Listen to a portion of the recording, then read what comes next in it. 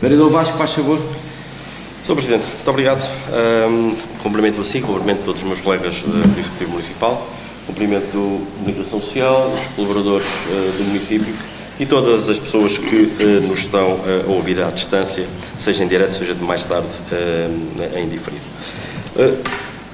Queria começar a minha intervenção por pedir também ao Sr. Vereador e ao Sr. Presidente para me associar aqui ao pedido do Sr. Vereador Vítor Moura, porque dentro desta lógica de esclarecimento faz todo o sentido, se calhar até falarmos a uma só voz e ao mesmo tempo, para que toda a informação possa ser partilhada e para que possamos eventualmente ser esclarecidos e eliminar um bocadinho desta toxicidade que existe em torno deste processo, que é um processo que, curiosamente, o Sr. Vice-Presidente ainda na sexta-feira falávamos sobre ele, é um processo que não faz bem a ninguém, não é bom para o empresário, não é bom para o Executivo Municipal, não é bom para a cidade nem para o Conselho e, portanto, havendo possibilidade, se conseguíssemos agendar uma data que fosse comum a todos. Se o Vereador não quer interromper, repito, sim, eu sei, ao longo destes 3 anos e meio e até ao final do mandato estaremos sempre tivemos e continuaremos sempre a estar disponíveis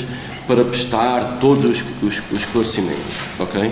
Sobre este ou sobre qualquer outro assunto. Faz-me. Sim, muito obrigado.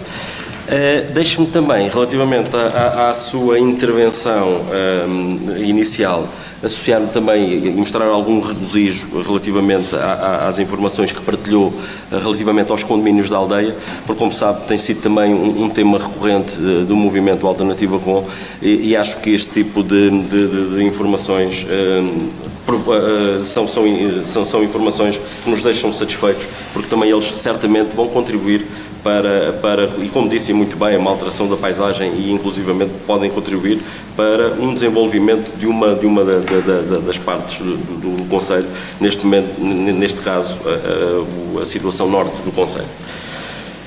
E entrando então dentro da minha intervenção que preparei para esta reunião de Câmara, e como sabem, estive ausente na reunião do dia 18 por motivos profissionais, e nessa reunião foi votado e aprovado o relatório de avaliação do grau de observância do Estatuto do Direito de Oposição relativamente a 2024, mas à semelhança dos anos anteriores, quero hoje deixar registado em ata que o movimento Alternativa Com teria votado contra o conteúdo e a forma do referido relatório. A forma, porque ele foi redigido de maneira simplista e repetitiva, à semelhança de todos os anteriores relatórios, como oportunamente apontámos, excetuando-se no atual relatório a menção às recomendações enviadas pela Inspeção-Geral de Finanças ao Sr. Presidente da Câmara Municipal de Abrantes, na sequência de 2 pedidos de esclarecimento solicitados pelo movimento Alternativa Com, um relativo à violação da periodicidade obrigatória das reuniões de Câmara, algumas das quais tendo sido ilegalmente suprimidas, e outro relativo à violação da obrigatoriedade de aprovação em reunião de Câmara da indicação dos representantes da autarquia nos órgãos das entidades participadas. Quanto ao conteúdo, mantemos a observação feita nos anos anteriores de que o relatório de avaliação do direito de oposição relativo a 2024 é genérico e superficial, não dando conta do que efetivamente ocorreu no último ano, designadamente de incumprimento e desrespeito pelos direitos da oposição, seja em matéria de valorização e incorporação ou integração dos contributos dados pelo movimento Alternativa Com e pela oposição em geral para a governação do município, seja em matéria de cortesia e respeito democrático no relacionamento político e pessoal desejável entre membros dos órgãos autárquicos, da maioria e da oposição. Recordo a reflexão que partilhei aqui há cerca de 1 ano, onde disse que os direitos da oposição são fundamentais e a base para um normal funcionamento de uma democracia que se deseja saudável. Para mim e para o movimento Alternativa Com, Abrantes e os abrantinos são a prioridade. É com base neste princípio que continuaremos a intervir nos vários órgãos da democracia local, fazendo sugestões sempre que acharmos que elas podem ter impacto positivo na vida das pessoas e no desenvolvimento do território. E continuando a fazer perguntas, principalmente aquelas que podem ser consideradas incómodas, porque, na nossa opinião, antes de ser um direito, que naturalmente o é, ele representa o nosso dever enquanto oposição e é esta a forma de prestarmos contas perante todos os abrantinos. E sublinhei na altura todos os abrantinos, aqueles que votaram no movimento Alternativa Com e todos aqueles que não votaram no movimento Alternativa Com.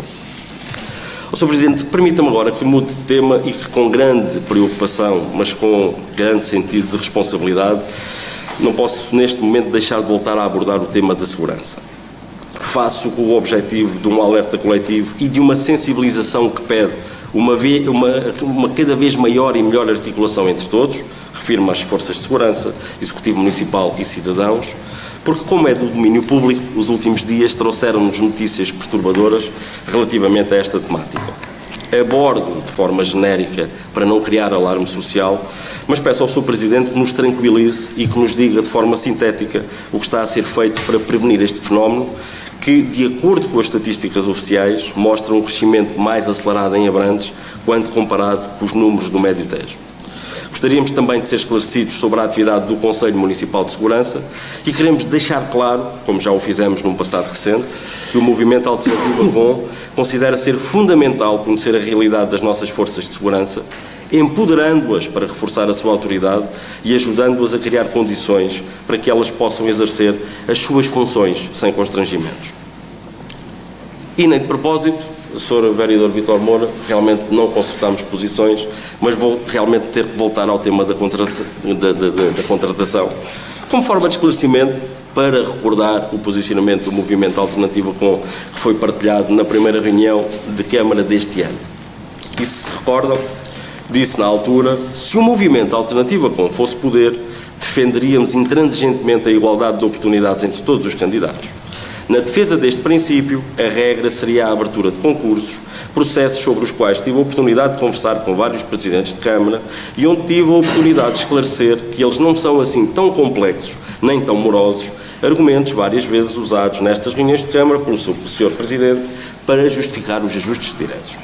Em processos onde se justifica a consulta prévia, garantiríamos que as entidades consultadas, sejam elas pessoas ou empresas, teriam condições e motivação para responder à consulta, assegurando sempre o mínimo de 3 respostas, enriquecendo desta forma o processo para que o escolhido fosse aquele que efetivamente estaria em melhores condições para exercer as funções para as quais está a ser consultado, contrariando o que muitas vezes tem acontecido, onde o candidato selecionado tem sido o único a responder à consulta.